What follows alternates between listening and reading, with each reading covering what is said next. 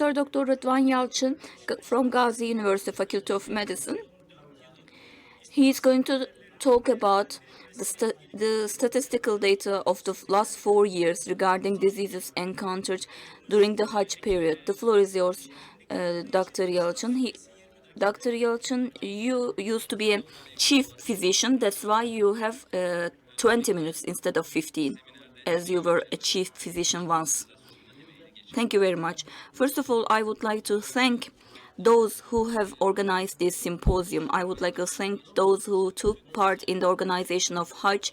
I would like to also thank those who worked during the COVID period. May God's blessing be upon them.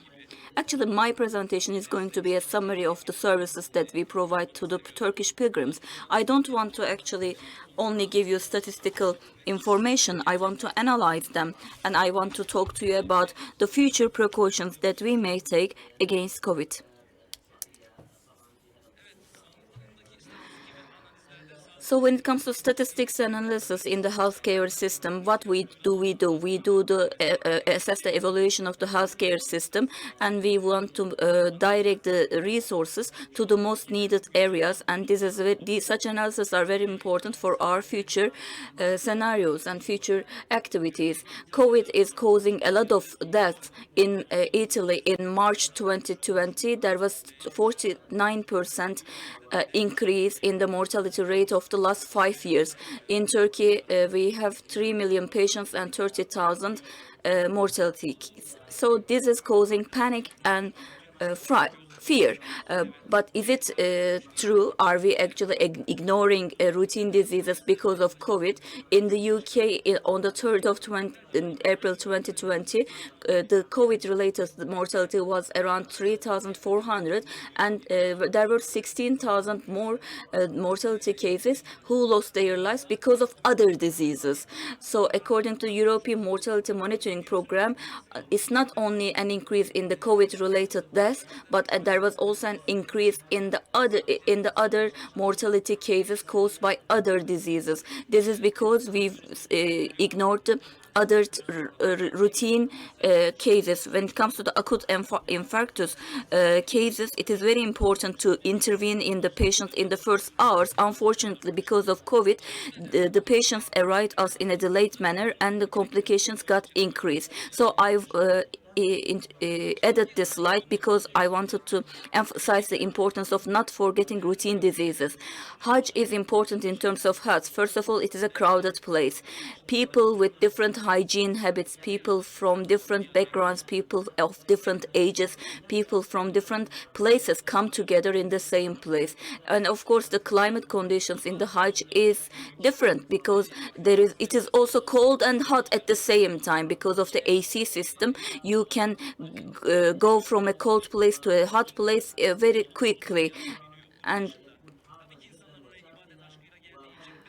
as people would like to perform ibadat in the Hajj, that's why they force their body, they push their limits of the body, and they got tired, they suffer from insomnia, and there is sometimes unexpected accidents or disasters. That's why the healthcare related data change every year, and that's why I have focused my attention on the data dating back to the 5 years, and I have accumulated data, and I didn't include the disaster-related deaths.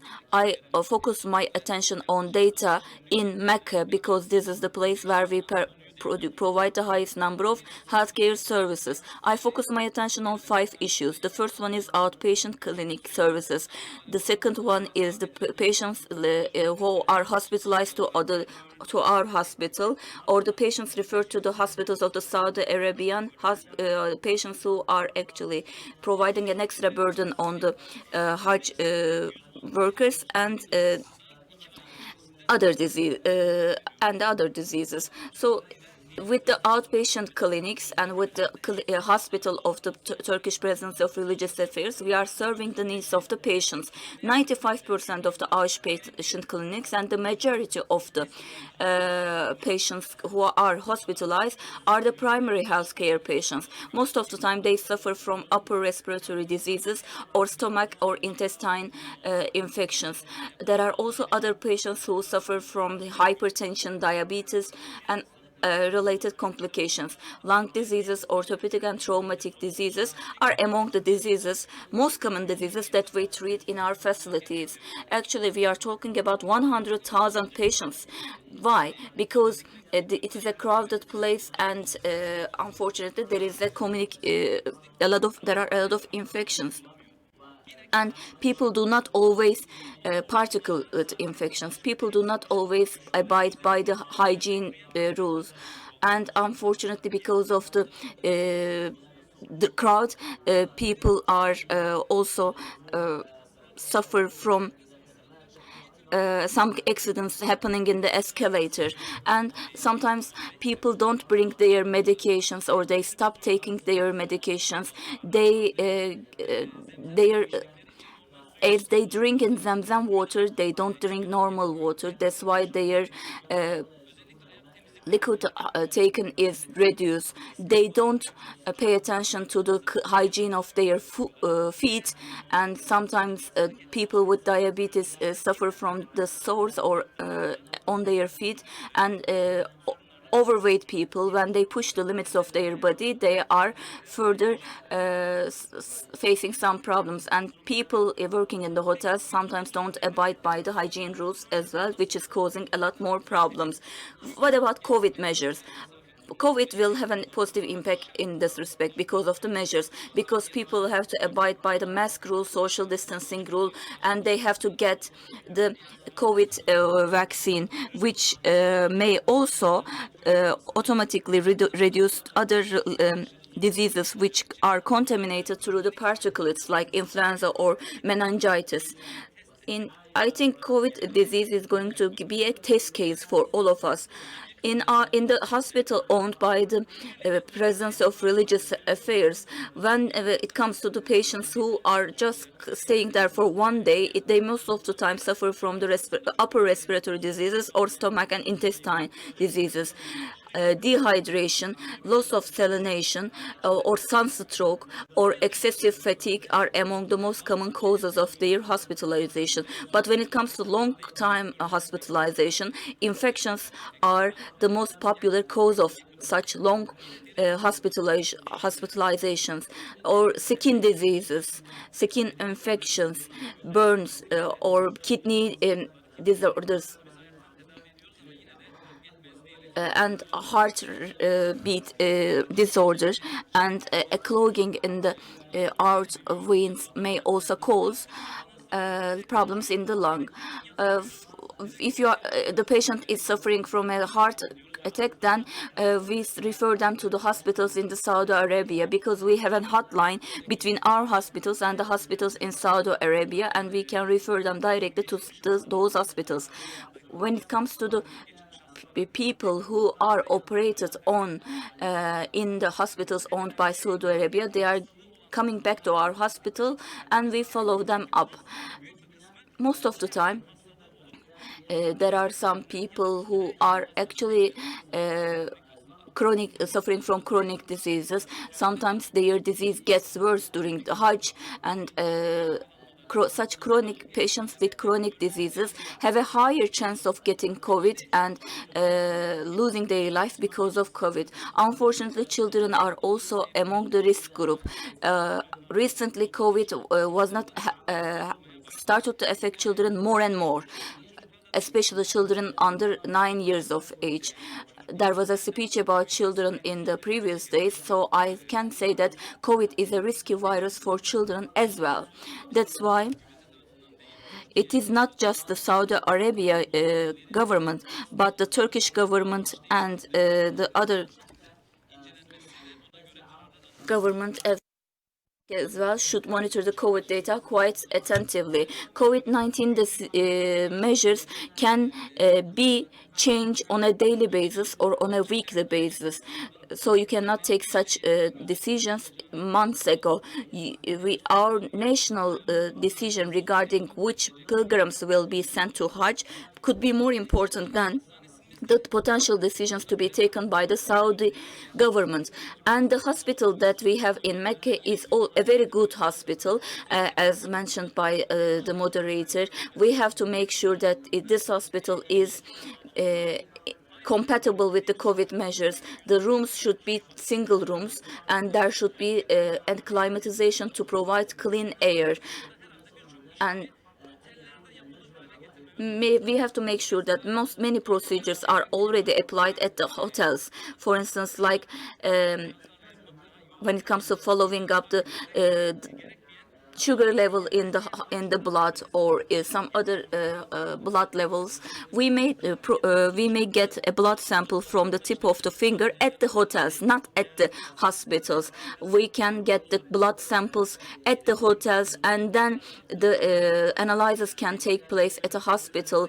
Distant communication between the patient and the physician can be established, or ECG can be provided at the hotels. That's why we can decrease the number of patients who have to come to the hospitals, because there are some patients who come to the hospital only to get their medication. We should stop this. We should only admit to the hospitals the patients who need like long-term hospitalization or operations. In the hotels, there should be one floor which is left empty, and it should be arranged according to the quarantine or isolation conditions. That's my recommendation. And in addition, the hotel rooms and the clothes, the overalls should be arranged according to the COVID measures, and they should be arranged in a way where PCR samples are possible to be collected. If there is such another pandemic, of course, the most needed thing is oxygen. We should be able to provide oxygen to people, and the tubes may not be enough for that. We may need larger tanks to meet oxygen needs, and non-invasive mechanic ventilators may be needed during the Hajj. In addition, maybe we may need multi-bed cargo type ambulance aircrafts as well. I hope we won't need them, but that's a possibility. When it comes to the patients who are referred to the Saudi Arabia hospitals, actually they are the secondary and tertiary patients who may need intensive care, or patients who need surgical operations are referred to hospitals of Saudi Arabia. During the COVID-19 epidemic, thorax CT and CT imaging were very much used. So we should be able to refer patients to private healthcare facilities, or we may put a CT equipment in the containers. By the way, thorax means the lung X-ray, right? Yes. Sorry for using medical terms. The other topic is dialysis patients. Actually, we have made quite a lot of progress when it comes to the treatment of such patients, so I will not go into the details. It is mainly thought of the elderly people or the COVID diseases, but the dialysis patients, their stay in Mecca should be kept as short as possible, because they are more prone to catching diseases. Most probably, they can be subjected to the COVID-19 measures. What about the patients who provide an additional burden to healthcare facilities? Patients suffering from mental disorders, is it obligatory for them to perform Hajj? People suffering from dementia, psychotic disorders, or people who are drug or alcohol addicted, suffering from Alzheimer, they are actually introducing difficulties to not only to the healthcare professionals, but to the people around them, like their family or their friends. So sometimes they may get quite aggressive, sometimes they just escape.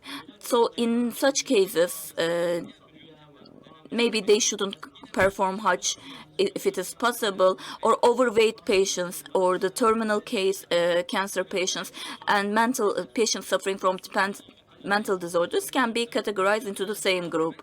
The limit cases, the boundary cases, are difficult to identify, because to identify if it is a limit case, a psychiatrist or a neurologist should see such patients, because when there is a change of place, the dementia or Alzheimer patients may get worse. And when the psychosis patients stop taking their medication, they may start to become more aggressive. Or drug addicted people or alcohol addicted people, when they are deprived of the substances that they are addicted to, they may get aggressive as well. But of course, we have to protect the innocent as well. For instance, the elderly people who don't suffer from any disease. Yes, of course, they may be less able or apt than the other young people, but there should be a clear distinction between the normal elderly people and such people with mental disorders. So first of all, I believe that they should give all the patients should give a clear consent to the patient all the potential pilgrims should give a clear consent to the physicians, for the physician to have access to their data. So the physicians, maybe all the physicians, should have access to the digital data of the pilgrims, and the pilgrims should give their consent to the physicians. And the people think that if I go to Hajj, if I go to the sacred land, my disease will go away. I will be treated. So we should train people that this is not the case.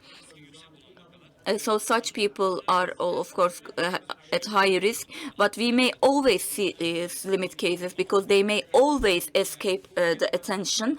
They may always end up performing Hajj. We may ignore some limit cases, but the cases with certain diseases will definitely should definitely be prevented from performing the Hajj. So what are the main mortality reasons for during the Hajj period? Sudden death, like high cholesterol, smoking, obesity, diabetes, unhealthy diets. These are the reasons for sudden deaths, heart attack, traffic accidents, kidney failure, etc. After Arafat period, the mortality case rate is going up. Maybe because this is because of the crowded, or maybe this is because of the stay period after Arafat. There are many reasons for this long stay period, but we should keep this stay period after Arafat as short as possible. This is for the risky group. They should go back to Turkey after Arafat as soon as possible. We thought that the elderly people will die more often than the young people, but in the when it comes to the heart attack, the average mortality age is 65. I thought that it would be like 80 years of age, but it's not the case. I was surprised to see that. Of course, COVID-19 will have on the stay period during the Hajj, stay period during the Arafat. My first recommendation is to become a pilgrim as young as possible. It can be a national policy. Overweight, inactive life, or excessive consumption of salt, heart attacks, heart failure, kidney failure. So we can adopt a national policy against such diseases. There was actually a national campaign to reduce the salt consumption, but it didn't turn out to be efficient or enough. So in addition, when it comes to chronic diseases, if there is a pilgrim with a chronic disease is going to come to Hajj, all the necessary checks should be conducted in advance. Such a patient should be told all the potential risks, and this patient should be vaccinated against COVID and other diseases. They should exercise on a daily basis. In addition, social security institutions should provide these patients with their medication without considering the expiry date, of course, expiry date of their report, because sometimes during the pilgrimage, sometimes the patients end up with no medication at all because their report date is expired and they are not able to get their medication during the Hajj. So we should get in touch with a social security institution in this period. We should make sure that there is one single organizational body for Hajj during the COVID-19, and there should be standards, food and beverage standards and hygiene standards for the hotels as well. It is not just COVID-19. In the future, we may face other outbreaks or other viruses as well. But we should also consider that it is not only the communicable diseases which are killing people, but the other diseases as well.